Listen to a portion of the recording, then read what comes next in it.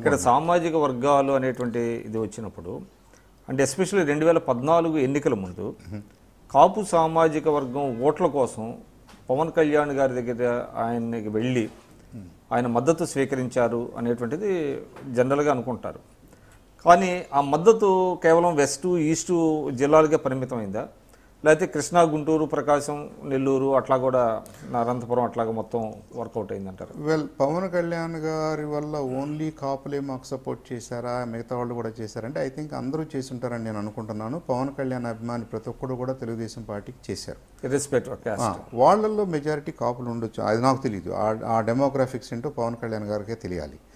అయితే మన ప్రాంతం వరకు మాట్లాడితే గుంటూరులో నేను గుంటూరు ఎంపీ పరిధిలో ఉన్న 7 నియోజకవర్గాలు, బాపట్ల పరిధిలో ఉన్నటువంటి 3 నియోజకవర్గాల్లో చాలా విస్తృతంగా తిరిగాను. ఎందుకంటే ఇది మా ప్రాంతం. ఈ ప్రాంతంలో డెఫినెట్గా నేను కంటెస్ట్ చేసినప్పుడు లేదా కటారి కోటేశ్వరరావు గారు కంటెస్ట్ చేసిన 2 సార్లు మాకు వచ్చిన ఓట్ల కంటే మొన్న ఎలక్షన్లో ఎక్కువ ఓట్లు వచ్చినాయి. 2014లో మా సామాజిక వర్గం నుంచి మరి మీరు మాట్లాడితే డెఫినెట్గా కడారి కోటేశ్వరరావు గారు ట్రై చేసినప్పుడు కానీ తర్వాత నేను ట్రై చేసినప్పుడు కానీ మాకు వచ్చిన ఓట్ల కంటే కొన్ని విలేజెస్లో 100% ఓటింగ్ ఒకటే ఉంది. మాకు అది తెలుసు, అక్కడ లెక్కలు తెలుసు, చాలా ఈజీగా మనం చూడొచ్చు, బూత్ బై బూత్ చూడొచ్చు. మొన్న ఎలక్షన్లో ఎక్కువ ఓటింగ్ వచ్చింది అంటే there may be multiple reasons. ఒకటి, రాష్ట్రం విడిపోయింది, ఇబ్బందుల్లో ఉంది, seasoned politician, experienced politician Chandrababu Naidu గారు ఇప్పుడు కరెక్ట్ చాయిస్ అని జనం అనుకున్నారు. అది యూనివర్సల్గా మనం ఆ ఫిలాసఫీని చూసాం, మనం ఆ సపోర్ట్ని చూసాం.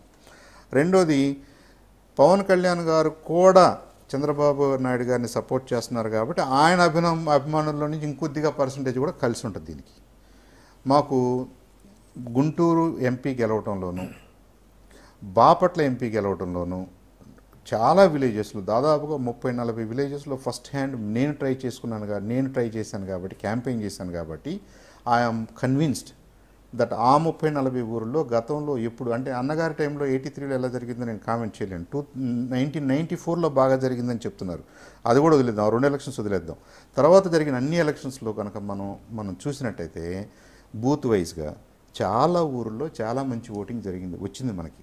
అంటే తెలుగుదేశం ఫేవరబుల్గా వచ్చింది, తెలుగుదేశంకి ఫేవరబుల్గా వచ్చింది. కాపు సామాజిక వర్గం నుంచి కాపు ఊర్లో నేను మాట్లాడుతుంది, మిగతా ఊర్లన్నీ వేశారు, దాన్నే కాదంటలేదు. ఇక్కడ మాత్రం మీకు స్పెసిఫిక్గా ఆ డెల్టా ప్లస్ అనేది వచ్చింది.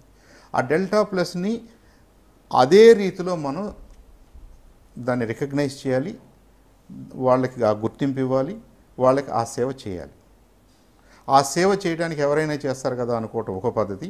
ఆ సేవకి ఆ సామాజిక వర్గంలో నుంచి సేవ చేసే అవకాశం రావడం అనేది పార్టీకి మీరు అనుకున్నట్టుగా ఇప్పుడు మీరే అంటున్నారు సామాజిక వర్గాలుగా విడిపోయింది అనేది నిజమైనప్పుడు సామాజిక వర్గాల పరంగానే సేవ కూడా జరగాలని కోరుకుంటున్నారని అనుకోవచ్చు కదా. అంటే మీకు ఎవరు గాడ్ ఫాదర్ లేరా పార్టీలో? చంద్రబాబు గారే నాకు గాడ్ ఫాదరు. ఒకవేళ మీరు అలా మాట్లాడితే పార్టీ నాకు గాడ్ ఫాదరు, అన్నగారు నాకు తెలియదు, ఆయన టైంలో నేను ఇప్పుడు డైరెక్ట్గా లేని ఇక్కడ. తర్వాత ఆబ్వియస్గా చంద్రబాబు నాయుడు గారి మా పార్టీ అధ్యక్షుడు నాకు గాడ్. కానీ మీరు సుజనా చౌదరి గారికి చాలా క్లోజ్ అని అంటారు. వెల్, నేను 2004లో కంటెస్ట్ చేసినప్పుడు సుజనా చౌదరి గారికి తెలుగుదేశం పార్టీతో డైరెక్ట్గా సంబంధం కూడా లేదు, ఆయన ఎవరో కూడా నాకు తెలియదు. 2004లో మీకు తెలియదు? నాకు తెలియదు ఆయన ఎవరో, నాకు తెలియదు. 2005-6 ఆ టైంలో ఆయన కొద్దిగా ఇంట్రెస్ట్ తీసుకుని తెలుగుదేశం పార్టీ యాక్టివిటీస్లో ఇండైరెక్ట్గా నేను కూడా పార్టిసిపేట్ చేస్తాను, నేను కూడా యాక్టివిటీస్ చేస్తాను అని బాబు గారిని అప్రోచ్ అయినప్పుడు మేము ఆల్రెడీ ఈ సిస్టంలో ఉన్నాం కాబట్టి కొంత పరిచయము, కలిసి పనిచేయటం, కొన్ని యాక్టివిటీస్ చేసిన మాట వాస్తవం. అది 2010లో సుజనా చౌదరి గారు ఎంపీ అయిన తర్వాత మేము ఏదైతే ఆయన ఇంతకాలం ఇండైరెక్ట్గా చేస్తూ వచ్చాడో దాన్ని ఇంకొద్దిగా డైరెక్ట్గానే ఓపెన్గా మేము రోడ్ నెంబర్ 10లో ఆఫీస్ పెట్టుకోవటం, అక్కడి నుంచి పనిచేయాలనుకోవటం, ఆయన బాబు గారిని రిక్వెస్ట్ చేయటం, ఏది సాంసరావు గారు మేమంతా ఏదో పలానా విషయాల మీద పనిచేస్తామండి అన్నప్పుడు నేను కూడా బాబు గారి పర్మిషన్ తీసుకుని నేను అంతవరకే ఆయనతోటి ఇంటి దగ్గర కానీ రోడ్ నెంబర్ 65లో కానీ ఎన్టీఆర్ భవన్లో కానీ మాకు ఈ వర్క్ ప్లేసెస్ ప్లస్ మన దుగ్గిరాల నియోజకవర్గం ఇక్కడ గుంటూరు జిల్లాలో అక్కడి నుంచి కొంత ఎక్కువ టైము సుజనా చౌదరి గారు, శ్రీరామ్ మలయాద్రి గారు మేము స్పెండ్ చేసిన మాట వాస్తవం. మాకేదో స్పెసిఫిక్ యాక్టివిటీస్ ఉండేవి, ఆ అనాలిసిస్ అనండి, డేటా అనండి, అదంతా అదే చేసేవాళ్ళం. పార్టీ వరకు అక్కడి నుంచి 100% పార్టీ వర్కే. 2004 నుంచి ఇప్పటి వరకు ఆంధ్రప్రదేశ్లో నేను గుంటూరులో కానీ హైదరాబాద్లో కానీ నేను చేసింది 100% పార్టీ వర్కే. నాకు ఇక్కడేం ప్రత్యేకంగా బిజినెస్ లేదు, నాకు ఉద్యోగం వేరే ఉద్యోగం లేదు. నమస్కారం అండి, నా పేరు చందు సాంబశివరావు. నేను తెలుగుదేశం పార్టీలో కార్యనిర్వాహక కార్యదర్శి అంటే ఆర్గనైజింగ్ సెక్రటరీగా పనిచేస్తున్నాను. యాజ్ ఎ ప్రాక్టీసింగ్ పొలిటీషియన్ నా అనుభవాల్ని, నా ఆశయాల్ని, నేను ఆశిస్తున్నది ఐ డ్రీమ్ వారితో పంచుకోవడం జరిగింది. అలాగే వ్యక్తిగతంగా నేనేం చదువుకున్నాను, ఎక్కడ చదువుకున్నాను, ఏం చేశాను, ఎలా రాజకీయాల్లోకి వచ్చాను, రాజకీయాల్లోకి వచ్చి నేనేం చేయగలిగాను, ఏం ఆశిస్తున్నాను, ఇవన్నీ కూడా senior journalist, very respected journalist Vikram గారు నాతో మాట్లాడటం జరిగింది, అడగటం జరిగింది. నేను విత్ మై హార్ట్, హోల్ హార్టెడ్గా 100% నిజాలు ఉన్నవే మాట్లాడడానికి ట్రై చేశాను.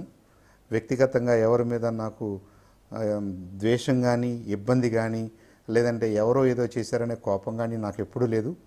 ఏ పార్టీలో ఉన్నా, ఏ సంస్థలో పనిచేసినా మనందరం కూడా అందరి కోసం పనిచేయాలనే సదుద్దేశంతో చేయాలనేది నా కోరిక.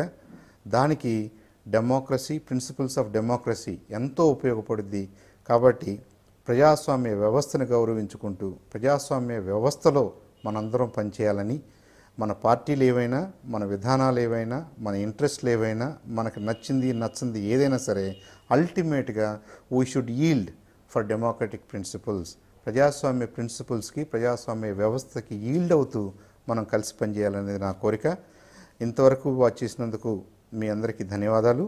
అలాగే నా మాటల్లో కానీ, నా ఆలోచన విధానంలో కానీ, లేదా నేను చెప్పదలుచుకున్న దాంట్లో నేను చెప్పలేకపోయింది కానీ ఏదైనా ఉంటే ఫీడ్బ్యాక్ ఇవ్వగలరని ఆశిస్తున్నాను. Thank you.